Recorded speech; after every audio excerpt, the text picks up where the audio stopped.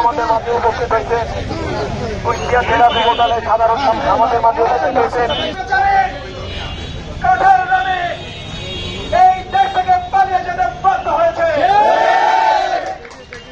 আপনারা জানেন, মানুষ যাদেরকে এতদিন খুন করা হয়েছিল তারা বের হয়ে আসছে।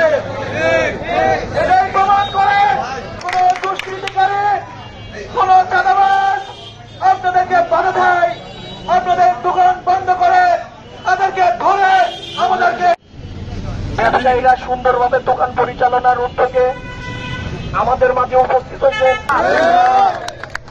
বন্ধুগণ,